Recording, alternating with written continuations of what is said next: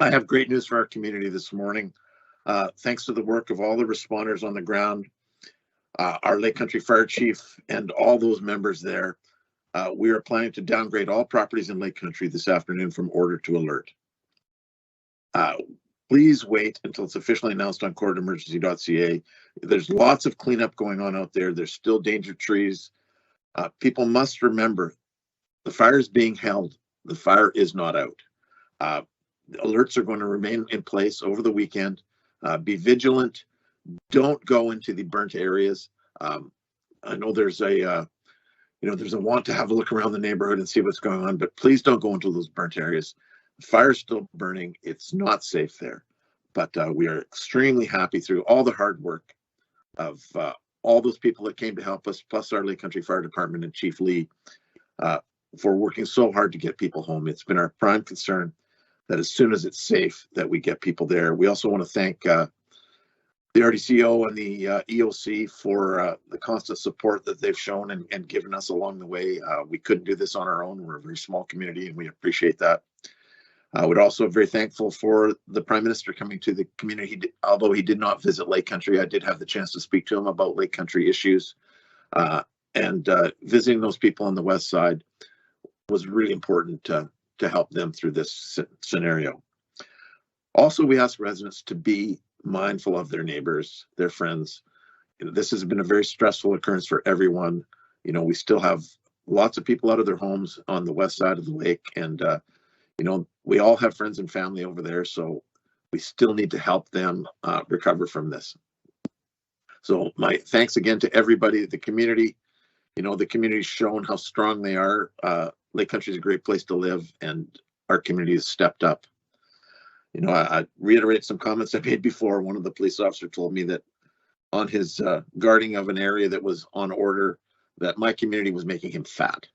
So, thanks to Lake Country, thanks to all those people, and thanks to everyone involved. Thank you very much.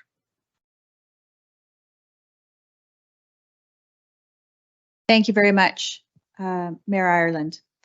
Next, if we could please have Brad Litke from BC Wildfire Service to give us an update on the situation.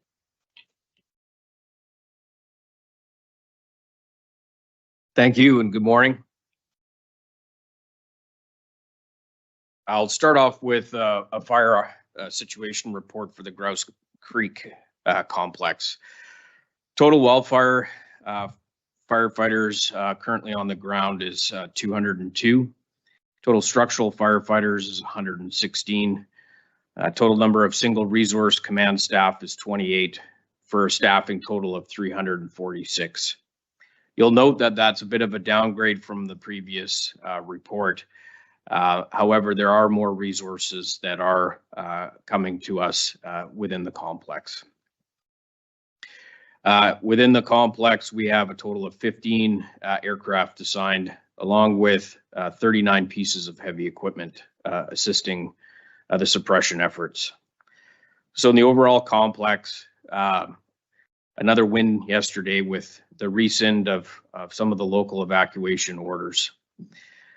I can say that the utility technicians from BC Hydro and Fortis have made significant progress. Although I don't speak for them, it took me twice as long to drive around the various crews, flagging crews and first aid units along West Side Road, as BC Hydro has quite an operation going, restoring power and power poles. Definitely unsung heroes, but a large effort is I observed this morning. More hotspots will need to be extinguished near residents. Firefighting efforts are increasingly moving out of the community and into the backcountry. In the span of 3 days, the Grouse complex complement of structural firefighters has decreased from 289 to 116. And as Chief Brolin said in previous updates, that's a good news story to get those firefighters home to their own communities. And we thank them for their efforts. For the weather today, we're expecting temperatures to reach 27 degrees Celsius and relative humidities consistent of around 27 to 32%. Variable cloudy skies with local smoke and a risk of afternoon thunderstorms. Winds will remain light and variable from the north, northeast, and northwest. Climbing temperatures and lower relative humidity as we move into the latter part of the weekend is we're expecting to see an increase in fire behavior. Specifically to the McDougall Creek fire, currently listed as out of control. We have now established a fire camp. The fire cause continues to be under investigation with fire origin and cause and compliance and enforcement personnel. The incident management team, as I mentioned earlier, 15 helicopters are assigned. Last night, we had 19 structural firefighters working alongside the RCMP, working within the neighborhoods of the McDougall Creek wildfire in West Kelowna. Today on the ground, 117 firefighters, 22 command staff, 82 structural protection personnel, hydro crews, RCMP will be working throughout the day.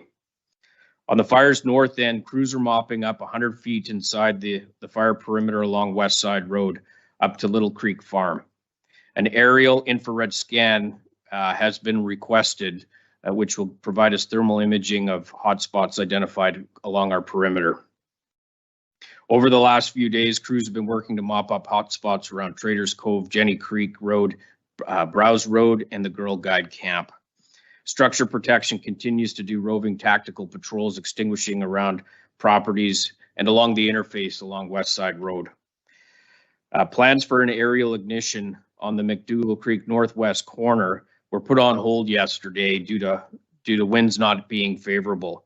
The ignition plan will resume when the weather conditions permit for that plan.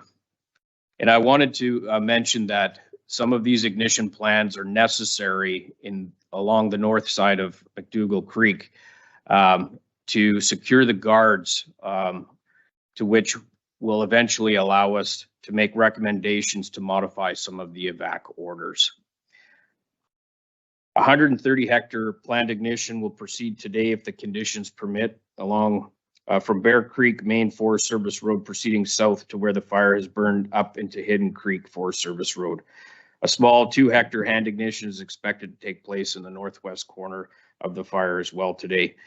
Crews are also working up the Cinnabar Creek drainage, extinguishing hot spots up to 100 feet into the fire perimeter. Yesterday on the south end of the fire, heavy equipment completed machine guard to the Deep Creek drainage, and BC wildfire crews and structure protection personnel successfully conducted a small scale hand ignition on the south flank of the fire in the Shannon Heights and Paramount Road area, as well as a 16 hectare hand ignition in pockets of green fuel along the fire perimeter further away from the community.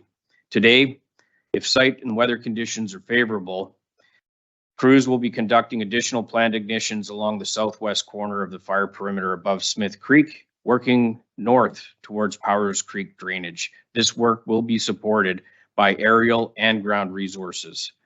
Structure personnel will also be demobilizing gear from areas where it's no longer needed, and continue the roaming tactical patrols to extinguish the hot spots in the interface area.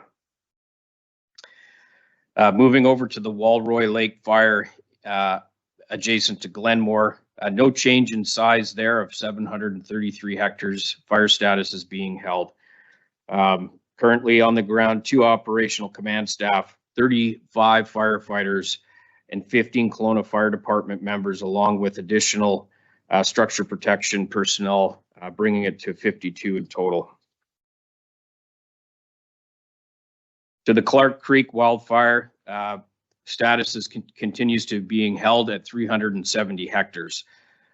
On the ground today, we have 3 command staff, 50 firefighters, and approximately 15 structure protection personnel from the Lake Country Fire Departments and surrounding communities. We will be, as mentioned by Mayor Ireland, there will be adjustments in the evacuation orders within that community, and we are currently demobbing and equipment and personnel from that fire and reallocating that equipment and personnel over to the McDougall Creek fire. I was also asked to speak a little bit in regards to the relationship between BC Wildfire and the structural fire protection.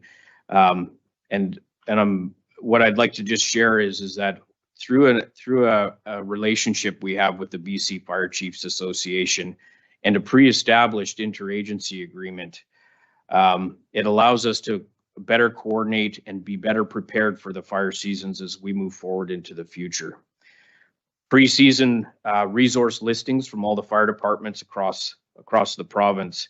And because of this work, during the initial hours of this event, within the 4 to 8 hours, we were able to mobilize and deploy 120 resources into this area.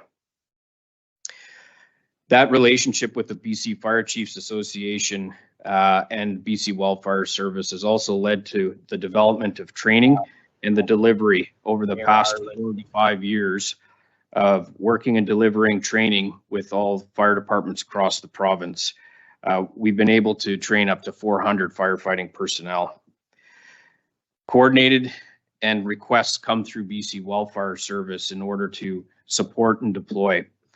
And when we're on the fire ground, we do continue to work in unified command alongside of the local fire departments to make tactical decisions together, shoulder to shoulder. With that, I will end there, and thanks for having me here today. Thank you very much, Brad. If we could please ask Jason Brolin, West Kelowna Fire Chief, to come to the mic.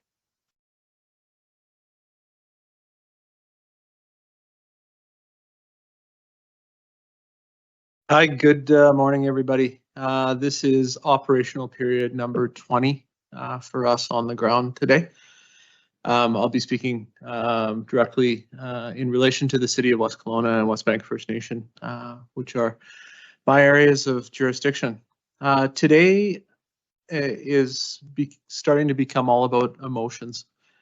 I know that you're feeling them out there. My people and even myself are also feeling the same ones. You know, we are gutted by the losses as we continue to see them. In many cases, my people share the same joy in returning to their homes that you do in the last 24 hours. But also some of us, I'll continue to share with you the frustration in waiting. And I hope that I'll be able to share more with you today on that. Things are going well. Things are going very well. I think we are all starting to breathe a bit of a collective sigh, although very cautiously. We're 9 days in, that's it. And look where we are. We have faced a wildfire of historical proportions. Our community in many cases has been devastated, but just 9 days in, we're well into reentry and recovery. I'm cautious though, because this could change quickly. We know the temperatures are going to warm up this weekend. We're not letting our guard down. I'll say it once again. I told you very early in this incident that the moment we put people out of their homes, we start thinking about how do we get them back. I said we had a plan. It is now our #1 priority.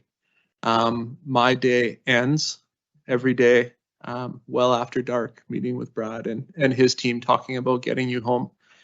And you know, my day starts at sunrise at the RCMP detachment, working with them to start executing on those plans. So I share that with you so that you know how seriously this is. Getting you home is being taken. So I said we had a plan. I said we were going to do it. Yesterday, around 900 of you went home. Almost all of you to find that your homes were standing and that the fire was fought and stopped in your backyard. We are going to continue to make that slow, steady, incremental return home. And I know you're desperate for specifics and timelines. I'm going to try and give you some more specifics, although I can't commit to any timelines. So for the neighborhoods of Smith Creek, Talus Ridge, Shannon Woods, and Bartley, some of you will likely be returning this afternoon, although not all of you. I'm happy to report, as Brad did, that in many of these neighborhoods, the sprinkler protection that was on the ground protecting your homes is now being picked up. I know you know this because you're watching it through your webcams. That's a positive sign, and it's one of the steps we need to do to get you home. There's still some risk. There is a lot of fire burning behind the community, but it's being worked on well. Today, we're working on getting comfortable with how much that is and the levels of protection that are in place so that we can get you home. In these neighborhoods, we'll see a continued incremental return based on the fire behavior and based on the weather. So the second neighborhoods that I want to speak to are on the opposite end of the community, and it's a very different story there. West Kelowna Estates, the portion that hasn't returned, as well as West Side Road. These are the neighborhoods where the fire was most devastating, where almost all of the losses in our jurisdiction were sustained. Safety is our #1 priority here. Safety of all of the people working on the ground, as well as safety of you coming home. We are working hard at ongoing identification and assessment that needs to be completed in this neighborhood. We need to go house by house, street by street, and look at who can safely go home and who can't. We're working on isolating homes that have burned and ensuring that access routes are in place. In these neighborhoods, for some of you, it could be a longer wait. So just a couple of things that I want to highlight, a couple of groups. Obviously, Brad has already spoken to our relationship and how structural fire departments and the BC Wildfire Service work together. I want to continue to ensure that the Wildfire Service gets the credit that they're due. The men and women of that service have come and saved our community alongside my people. We wouldn't be where we were without the help from the people in the red shirts, the boots on the ground, the contractors that are working for them, the logistics behind an operation of that size, like 500 people or more, the incident management team that's in place, the pilots that are flying day to day, and all of these people literally coming back after 14 hours of work, blackened and dirty, camping, and they do it because they love it, and they do it for the same reason that I do. So Brad, we're so grateful. You and I were colleagues before, and now I consider you a friend, and thank you for everything. I also want to highlight the people that keep us going, the volunteers from the Salvation Army Disaster Services. These are the people who have ensured that we've had literally 6 meals a day, plus as many snacks as we could fit in our pockets. We have not wanted for anything in terms of food or water or drinks. Somebody said chocolate milk would be nice, and within a few hours it was there. And that's just happened over and over again. So I want to thank that group who has kept us fed and moving. I'm grateful to the Prime Minister for the time he spent with us yesterday. He was very generous with his time, meeting the firefighters, getting to know each of us personally, and really sharing with us the sentiments of the country, but taking back through his own eyes what we experienced. So things are really, like I say, going well. They're continuing to go in the right direction. West Kelowna Fire Rescue, myself and my men and women continue to stand there with you. We're hard at work, and we're in this together. This incident will continue to transition. It's not the necessarily the difficult work of firefighting anymore for my fire department. It's we're starting to process all of the things that have happened to us, and get back to a more normal operation on the ground when it comes to the department. My focus now remains doing what I can to make sure that we get as many of you home, and we support those who lost their homes. But my focus is also going to shift to taking care of my team now. We've experienced a lot in the past 9 days, and I had a great time with the men and women this morning, just sharing stories and hearing about their experiences. So we're going to continue to focus on that in the coming days. Thank you.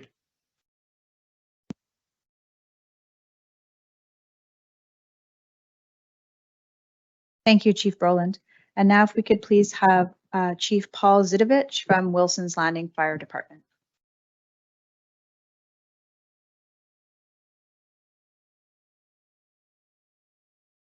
Thank you, Jody. Good morning.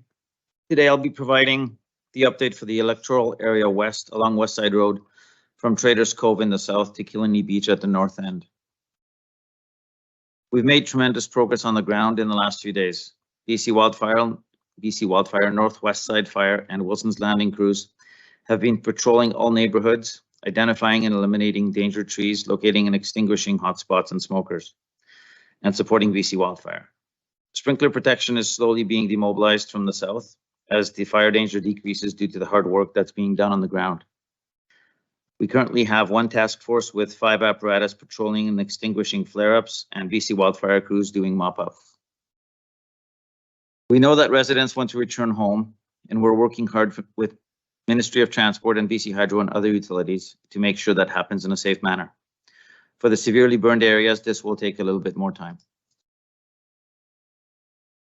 The work of rebuilding our community has begun with numerous BC Hydro, TELUS, and Terrason crews replacing poles and reinstalling critical infrastructure. I'd like to thank the province for sending the help that we needed so badly. BC Wildfire crews, from the young men and women in the forest doing the menial, boring, and hazardous work of mop-up to the upper levels of strategic planning and logistics. Your work, dedication, and professionalism is inspiring to all of us. I'd also like to thank our community again. From the GoFundMe page to the clothing donations through Mamas for Mamas, daily phone calls and messages of hope and support. You are what's keeping us going. Lastly, to our partners at home, thank you for the tireless organization of everything that isn't on this side of the roadblock, managing the charity efforts, feeding the kids, and finding a place for us to live. Your support and effort makes our work here possible. Thank you. Thank you, Chief.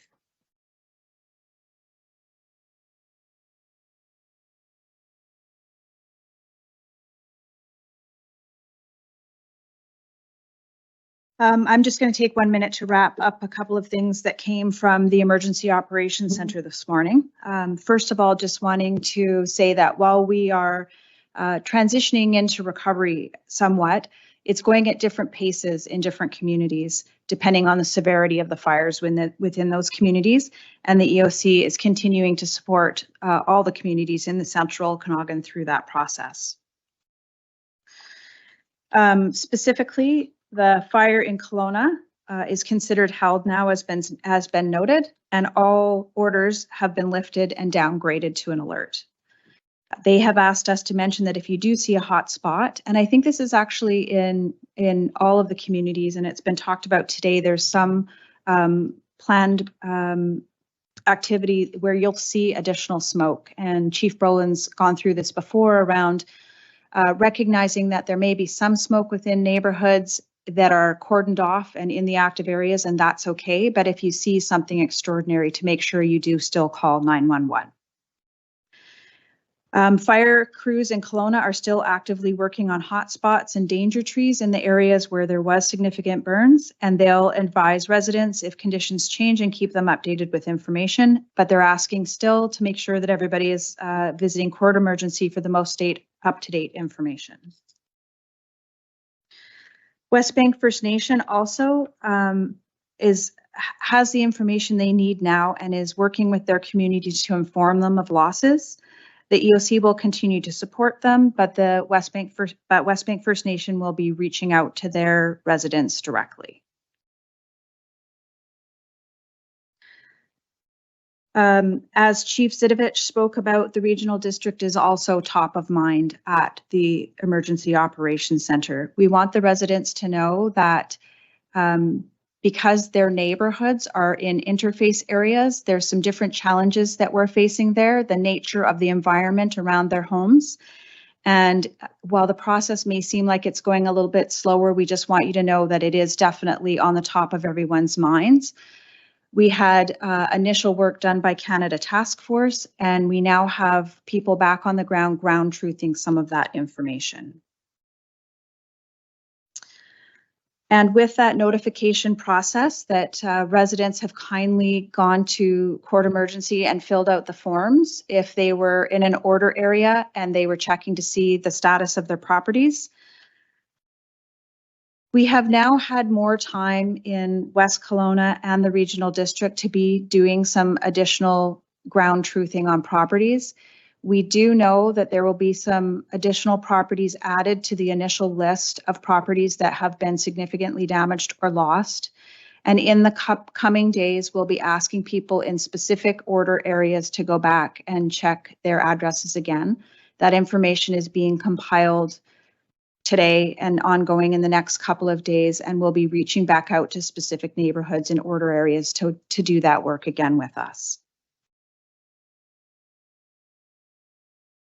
I did just want to mention, as has been said today, that the way that we will be providing information for residents into the future as each of the communities is able to do more from their home bases with their specific residents will be changing slightly. We won't be doing a media briefing tomorrow, but there will be information coming from the Emergency Operations Center, and that it will change going forward. It might look different the way that we're going to get information out to you. So again, just going to courtemergency.ca as your main piece. The one other thing when we talked to BC Wildfire this morning was also to remind people for things that are happening high up in the hills outside of our urban neighborhoods, also going to their BC Wildfire mapping, which every day, all the time, is regularly updated and could give you additional information on the status of the wildfires there as well. And Brad's done the great update today, and some of that information is also on the website. So that's it for today.